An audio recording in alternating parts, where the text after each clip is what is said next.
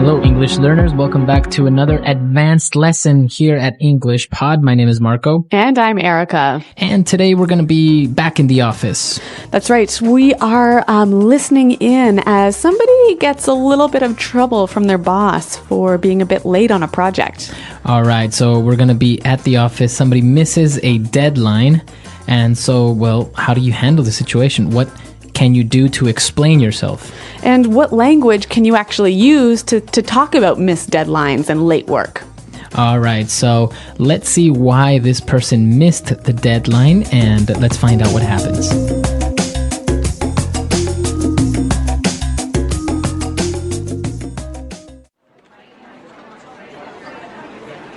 And so I just wanted to check in with you and find out where we are with this project. As you know, you missed a fairly significant deadline last week, and this will negatively impact the team's ability to move forward with the next stages of this project. I know. I'm really sorry that I missed the deadline, but really, it wasn't my fault. You see, we had all of these unexpected technical problems at the last minute, and I couldn't get into the database and extract the kind of information that I needed for the data analysis. You know, if the tech guys would have done their job and kept the CRM stable, then I wouldn't have missed my deadline. Oh, come on. An excuse like that is tantamount to lying. You're essentially blaming the tech team for your time management issues rather than accepting responsibility for the fact that you were procrastinating for the past 2 weeks. No, I'm not trying to pass the buck here. I know it was me who was ultimately responsible for getting this done. But the thing is, I could have finished on time if the system hadn't gone down. And you know, with everything I've got going on now, I can't afford to waste time dealing with technical problems. I've got a lot on my plate, and there are only 24 hours in a day. I'm not going to accept this excuse. You're using these small technical glitches as a crutch and trying to rationalize the fact that you've missed your deadline. Look, we have standards, and I expect you to live up to those standards.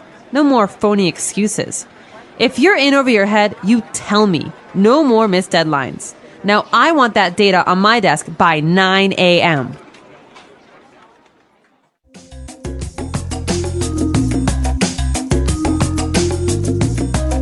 Well, it sounds like this guy isn't really accepting a lot of the responsibility for his missed deadline. Yeah, exactly. Well, apparently he's explaining that it wasn't only his fault, right? Mm-hmm. Yep. So some technical problems, but he used a lot of pretty interesting language, and I think it'll help us to look at that now in Language Takeaway. Language Takeaway. All right, so on Language Takeaway today, we have 5 words, and let's start with the first one. All right, well, the boss is not really happy with the excuse that the employee was giving, and he said an excuse like that is tantamount to lying. Tantamount. Tantamount to something. Okay, so if an excuse like that is tantamount to lying, what is he trying to say here? Basically, it's the same as, or it's almost the same as. So similar to. Mm-hmm. So if I say tantamount to something else, how would I use it? Marco, taking my computer without asking is tantamount to stealing. Okay, so even though I'm not actually stealing it or taking it home with me, it is almost like stealing. Yeah, and the interesting grammatical thing here is that we almost always use a gerund right after. So tantamount to verb ing. Okay, tantamount to stealing, tantamount to lying, tantamount to killing. Okay, well, on that happy note, let's go on to our next word. Now, the boss was really unhappy with the employee for procrastinating. Procrastinating. So the verb is to procrastinate. Mm-hmm. And when you procrastinate, you say, oh, I'll do it later. I'll do it tomorrow. Okay, so you kind of delay things or you leave it for another day. Yep. All right, very good. So to procrastinate. Mm-hmm. A favorite verb amongst college students. I actually thought for a little while that procrastinate was to have babies. Oh, okay. It's kind of similar. Yeah. What's the word? Procreate. See? Yeah. So for a while, I always thought that procrastinate was like having babies. Like, why are you procrastinating? And I'm like, I'm not. Well, glad you got that straight. So yes, our listeners, procrastinate is not the same as procreate. Okay. I learned that the hard way.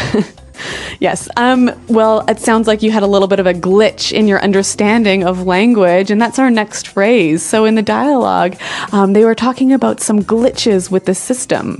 A glitch in the system. Okay, so a glitch. Now, this is common among computers, right? A glitch is an error. Right. So when you're talking about a glitch and you're talking about computers, it's an error, a mistake. But we also use it to talk about any unexpected problem, a small unexpected problem. Okay, so a small glitch. Yeah. There was a glitch in our plan and we arrived 10 minutes late. Or I can say this movie has a glitch in the story. So there's a small problem in the story that doesn't make sense. Exactly. All right, so the employee was blaming his lateness on these small technical glitches, but the boss didn't believe this, right? Mm-hmm. The boss said, "You're trying to rationalize the fact that you missed the deadline." Okay, to rationalize. To rationalize. So the boss is saying that he's trying to rationalize. So that means, is he trying to make sense of it? Well, this is an interesting psychological word. And when you rationalize something, you think about it or describe it, like especially some bad behavior, in a way that makes it seem better or proper or more sensible. So you're trying to convince yourself. Yeah, you're telling other people, but you're also telling yourself that it's better. Okay. Or that you're right when you're actually wrong. Yes, yeah. Okay, so he was trying to rationalize the fact that he missed the deadline. So he was trying to explain to the boss and also kind of make himself believe that it wasn't really his fault when it was. Mm-hmm. Now, because this is a little bit of a difficult concept to understand, I think we should hear some examples. Example 1. You can't rationalize your son's behavior by saying he's going through a hard time. Example 2. As much as I tried, I couldn't rationalize buying such an expensive pair of shoes. Example 3. You know it was the wrong thing to do. Stop trying to rationalize it. Okay, so clear as daylight now, this word rationalize. All right, and our final word. So the boss really wasn't happy with these excuses, and he said, "No more phony excuses." Okay, phony. Phony. Phony, phony. So phony is basically false or fake. Right, so a phony statement. A phony watch. Okay, a fake watch. Yeah, not a Sony watch, but phony watch. A phony. So a lot of great words in this dialogue, but as you mentioned, we also saw some very interesting phrases that we can use in situations like this. So why don't we start now with Fluency Builder? Fluency Builder. Well, you know, one of the interesting things about English is that we have a lot of ways to make things sound more direct, less direct, harder or softer. And in this dialogue, there are a few examples of how we use softening words to do the opposite, to actually make it a little strong. Okay, so why don't we start with the first paragraph? In the first part of the dialogue, he said you missed a fairly significant deadline. A fairly significant deadline. Now, this word fairly. Kind of, sort of. So it's not very significant, it's kind of significant. Yeah. But in this context, when the person is saying it, it just sounds a little bit softer, but your understanding is... It's a very important deadline. Okay, a very important deadline. So another similar example of this is the boss was saying, "You're essentially blaming the tech team." Okay, you're essentially blaming. So essentially is like basically or pretty much. So it sounds a little softer, but what he's actually really saying is, "You're doing this." Right. So instead of saying you're blaming the tech team, he adds this word essentially to kind of say, well, basically you're saying it's their fault. Yeah. But the context, or you understand that it's actually very direct, and he's saying it's your fault. Yeah, so he's saying you're almost blaming the tech team, but what he means is you're blaming the tech team. Mm-hmm. Now, our third phrase is very interesting because it's kind of like a saying. That's right. So the employee says, "I'm not trying to pass the buck here." I'm not trying to pass the buck here. I'm not trying to pass the buck. Now, what's the buck? $1 bill.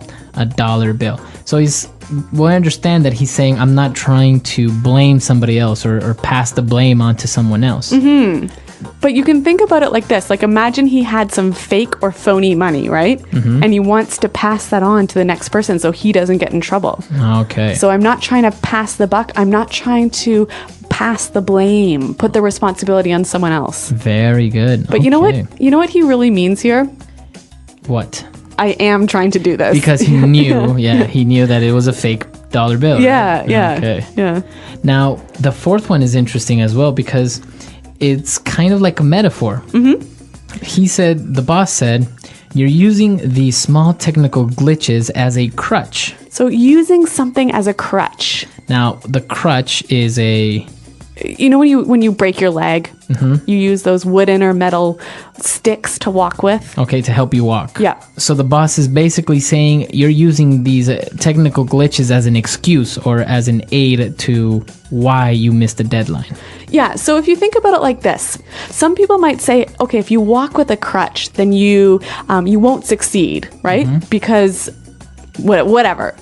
So this employee is basically saying, yes, I know that I should meet deadlines, but these problems, these glitches are like my crutch that make me not succeed. Okay, so he's trying to just make excuses. Basically. So, God, Marco, that was a little bit difficult to understand. Do you think we should give a couple more examples? Yeah, I think some more examples would be very useful, so let's listen to a couple of them now. Example 1. I realized that I was using alcohol as a crutch to get through the day. Example 2. I think Bill's very capable of being successful, but he uses his disability as a crutch. Example 3. Stop using your weight as a crutch. Just because you're a bit fat doesn't mean you can't get a great job. All right, so a lot of great phrases, great words, and well, I think it's time for us to listen to this dialogue for the last time, and then we'll come back and talk about this aspect of meeting deadlines.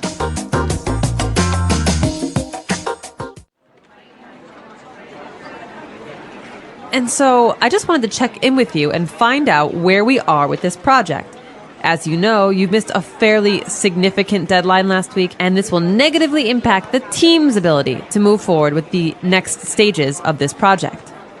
I know. I'm really sorry that I missed the deadline, but really, it wasn't my fault. You see, we had all of these unexpected technical problems at the last minute, and I couldn't get into the database and extract the kind of information that I needed for the data analysis. You know, if the tech guys would have done their job and kept the CRM stable, then I wouldn't have missed my deadline. Oh, come on. An excuse like that is tantamount to lying. You're essentially blaming the tech team for your time management issues rather than accepting responsibility for the fact that you were procrastinating for the past 2 weeks. No, I'm not trying to pass the buck here. I know it was me who was ultimately responsible for getting this done, but the thing is, I could have finished on time if the system hadn't gone down. And you know, with everything I've got going on now, I can't afford to waste time dealing with technical problems. I've got a lot on my plate, and there are only 24 hours in a day. I'm not going to accept this excuse. You're using these small technical glitches as a crutch and trying to rationalize the fact that you've missed your deadline. Look, we have standards, and I expect you to live up to those standards. No more phony excuses. If you're in over your head, you tell me. No more missed deadlines. Now, I want that data on my desk by 9 a.m.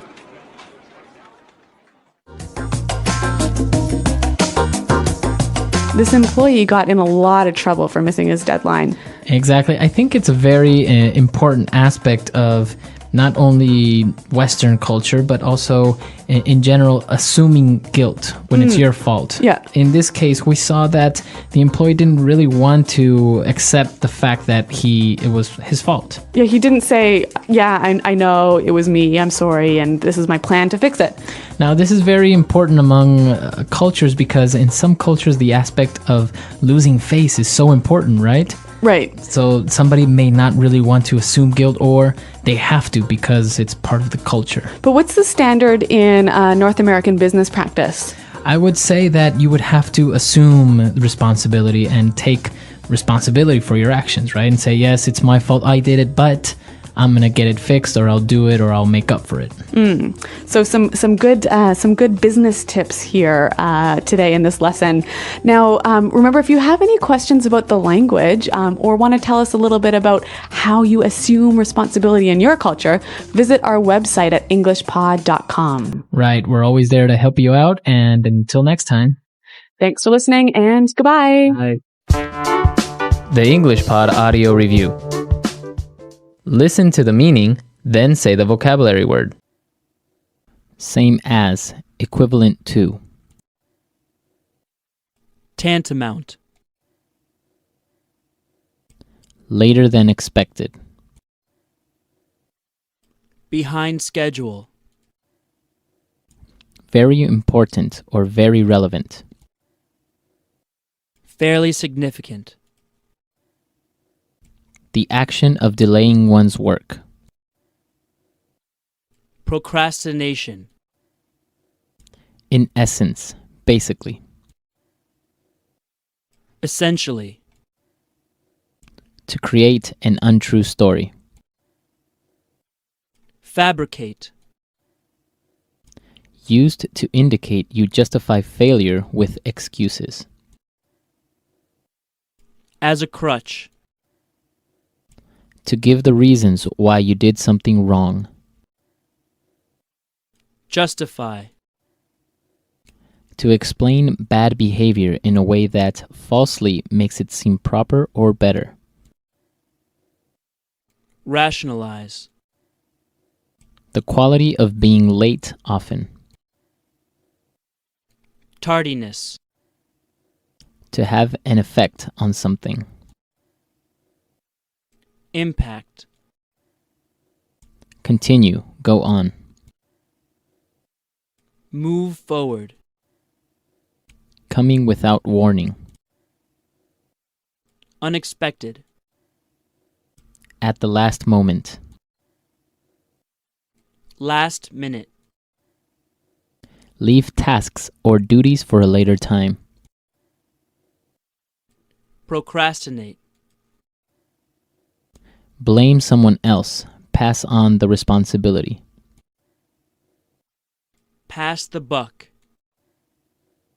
At last, in the end, eventually. Ultimately. Another way of saying I have many things to do.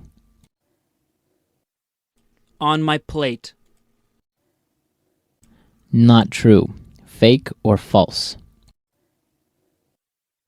Phony. Too much to handle.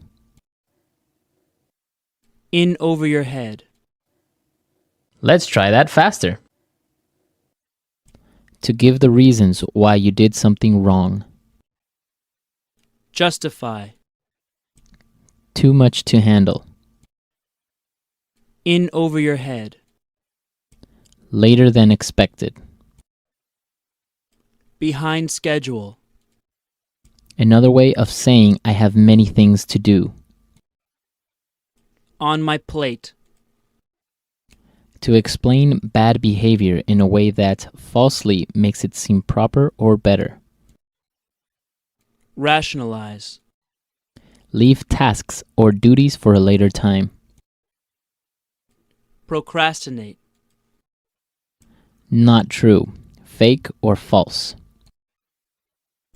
Phony. Same as, equivalent to. Tantamount. At last, in the end, eventually. Ultimately.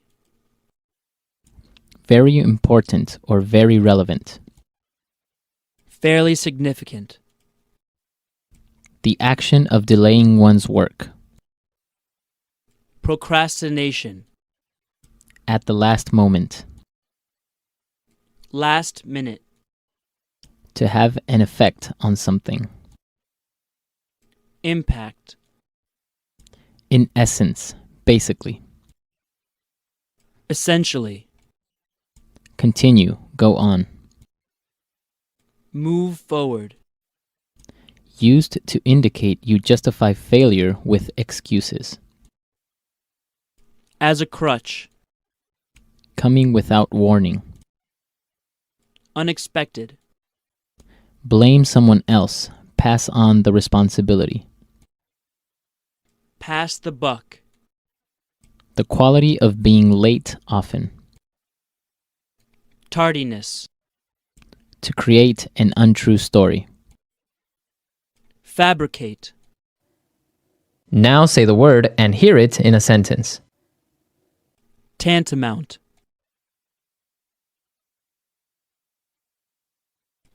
Not telling me everything is tantamount to lying. Tantamount.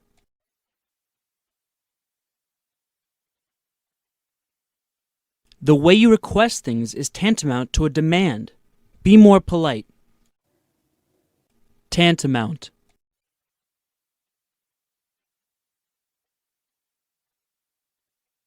The president's words were so harsh that they were tantamount to a declaration of war.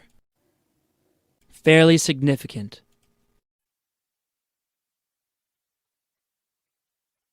There is a fairly significant amount of money in that bank account. Fairly significant.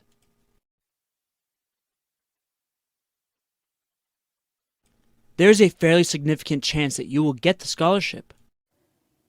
Fairly significant.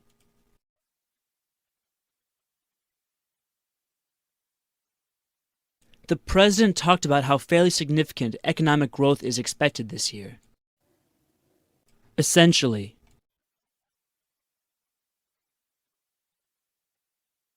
By not believing what I'm saying, you are essentially calling me a liar. Essentially.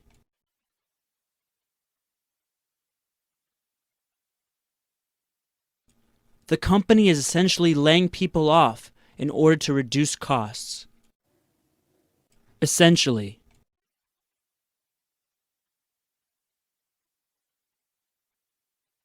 Carl essentially told his boss that if he doesn't get a raise, he's going to quit. As a crutch.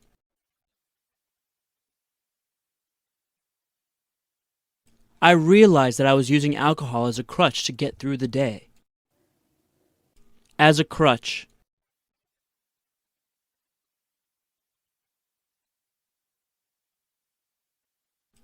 I think Bill's very capable of being successful, but he uses his disability as a crutch. As a crutch.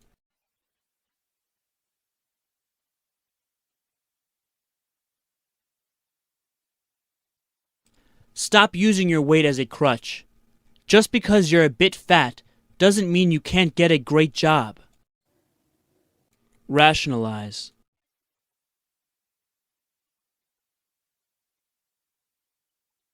You can't rationalize your son's behavior by saying he's going through a hard time. Rationalize.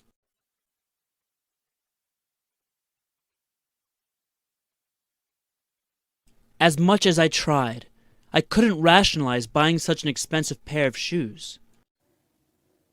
Rationalize.